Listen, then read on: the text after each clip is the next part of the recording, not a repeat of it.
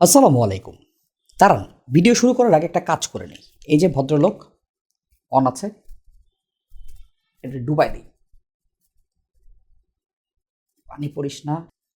ওকে, এটা ভেতরে আছে, আমরা আমাদের কাজ শুরু করে ফেলি। গত বছর কসপেট ট্যাঙ্ক T2 আপনাদের মধ্যে ব্যাপক একটা সাড়া ফেলেছিল। প্রায় পকেট ফ্রেন্ডলি প্রাইসে রাগেড একটা স্মার্ট ওয়াচ, যেটা 5 ATM ওয়াটারপ্রুফ রেটিং আছে, আবার কলিং সাপোর্ট আছে, অ্যামোলেড ডিসপ্লে অ্যান্ড হোয়াটনট। কিন্তু অনেকে রিপোর্ট করেছেন ওইটার নিচের যে স্ক্রুগুলা এটাতে জং ধরেছে, অনেকের 1.5-2 মাসের মধ্যে নষ্ট হয়ে গেছে ইত্যাদি। সো এবছর কসপেট ট্যাঙ্ক T3 আর M3-তে কিন্তু স্ক্রুই রাখে নাই। মোরওভার অফিসিয়ালি বাংলাদেশে যেহেতু অ্যাভেলেবল, 2 বছরের অফিসিয়াল ওয়ারেন্টি আছে। লাস্ট ভিডিওতে আমরা কভার করেছি কসপেট M3 আলট্রা। তবে আজকে আমাদের হাতে দুটো স্মার্ট ওয়াচ M3 আর T3। প্রাইস একদম পিঠাপিঠি, ফিচারও গড়ে বর্তায় সেম, জাস্ট খালি শেপ এবং সাইজের পার্থক্য আছে। আমার মনে হয় এই দুটো স্মার্ট ওয়াচকে একটা ভিডিওতে কভার করাই যথেষ্ট। তো চলেন ফুল ভিডিও শুরু করে ফেলা যাক। আপনারা দেখছেন ড্রয়েড হেড এবং আপনাদের সাথে আছি আমি হৃদয়।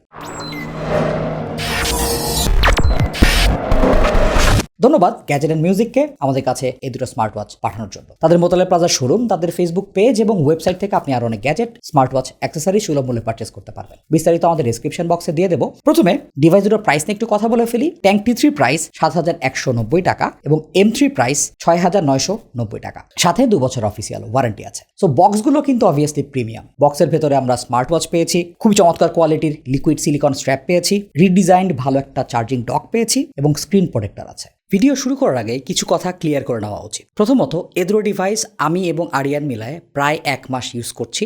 এ সময় আরও কিছু স্মার্ট ওয়াচের পাশাপাশি এটাকে আমরা টেস্ট করেছি, বেশ কিছুদিন ফিজিক্যাল অ্যাক্টিভিটি ট্র্যাকিং করেছি, সেন্সরগুলোকে টেস্ট করার সুযোগ হয়েছে এবং চার্জ ব্যাকআপের একটা চার্ট করেছি। এর মধ্যে বৃষ্টি হয়েছে, বৃষ্টিতে ভিজিয়েছি।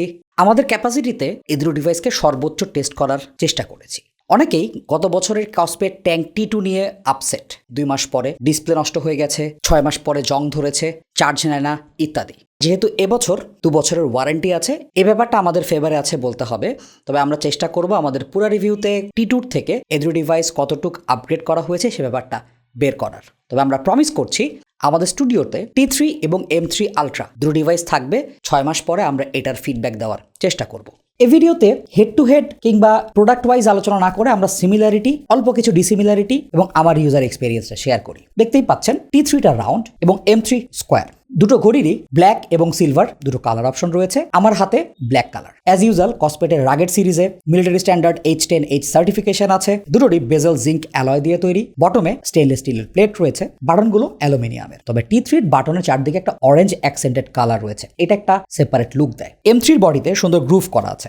ডিসপ্লেতে কর্নিং গরিলা গ্লাস 3 এর প্রোটেকশন। M3 স্কোয়ার ডায়ালটা 43 মিলিমিটার, যেটার থিকনেস 12.8 মিলিমিটার। অন্যদিকে T3 রাউন্ড ডায়ালটা 59.5 মিলিমিটার, থিকনেস 14.4 মিলিমিটার। চিকন হাতে M3টা বেশি মানাবে। 6.5 ইঞ্চের উপরের রিস্টগুলোতে ইজিলি পরা যাবে। তবে যাদের রিস্ট 7 ইঞ্চের বেশি তাদের হাতে T3টা ভালো মানাবে। তবে চিকন হাতে T3কে দেয়াল ঘড়ির মতো লাগতে পারে। আমার 7.1 ইঞ্চের কাছাকাছি রিস্ট, আমার হাতে একটু বড় লাগে, তবে এটাকে ঠেলে ঠুলে চালানো যাবে আর কি। দুটোর স্ট্র্যাপই 22 মিলিমিটার ডিটাচেবল, অন্য যে কোনো স্ট্র্যাপ আপনি লাগাইতে পারবেন। লিকুইড সিলিকন এই স্ট্র্যাপগুলো চমৎকার, খুবই কমফোর্টেবল। দুটোই 75 গ্রাম। সো ঘড়িটা পরলে কিন্তু বোঝা যায় হাতে একটা ঘড়ি পরে আছি। বাট আমি যেহেতু অ্যানালগ আর একটু ভারী ঘড়ি ইউজ করি, লাইক G-Shock কিংবা Seiko বা সার্টিনার ডাই ওয়াচ, আমার কাছে 150 ইভেন 200 গ্রামের ওয়াচও রিজনেবল লাগে আর কি। তবে ঘড়ি দুটোতে IP69K এবং 5 ATM ওয়াটারপ্রুফ রেটিং রয়েছে। এই যে ডুবাই রাখছি, তো এটাই তার প্রমাণ। এক্সট্রা করে কিছু বলবো না। এটা পরে 50 মিটার পর্যন্ত পানির নিচে যাওয়া সম্ভব। ডিসপ্লে সেকশনে M3-তে 1.69 ইঞ্চের 410x502 পিক্সেলের অ্যামোলেড ডিসপ্লে এবং T3-তে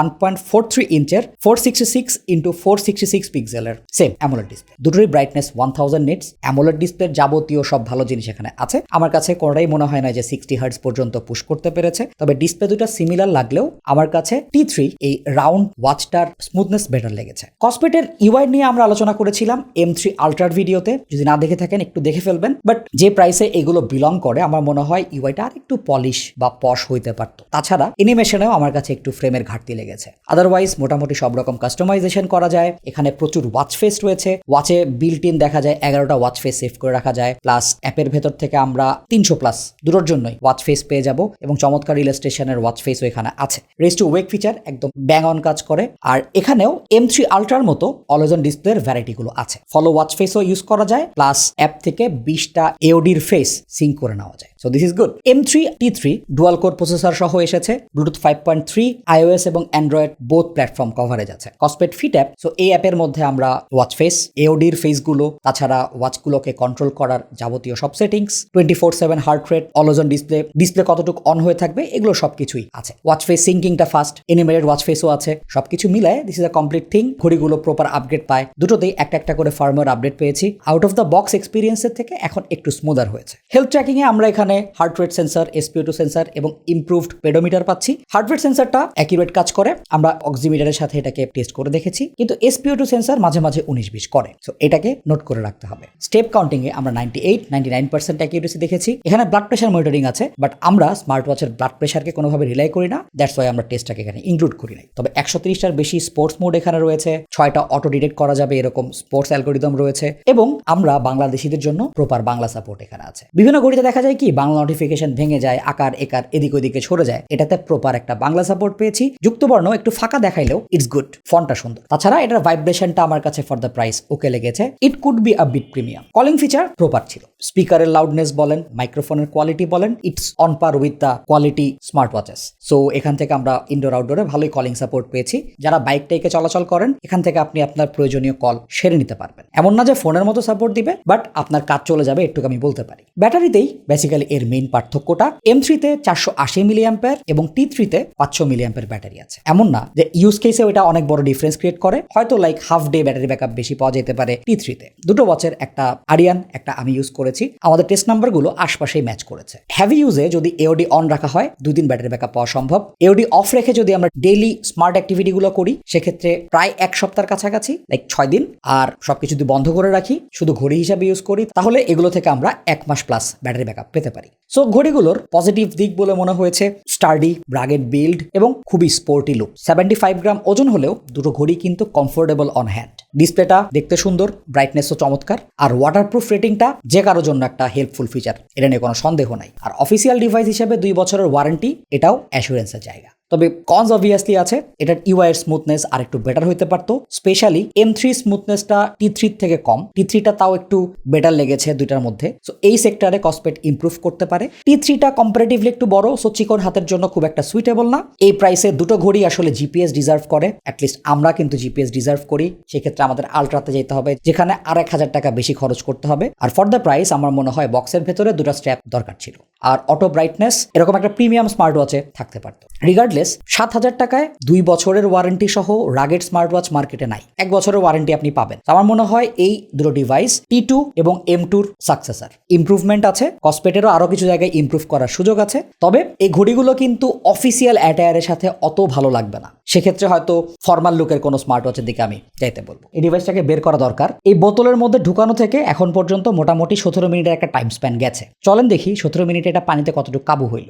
জিনিসটা টোটালি ফাংশনাল আছে, কিন্তু স্টুডিওতে যে পানি।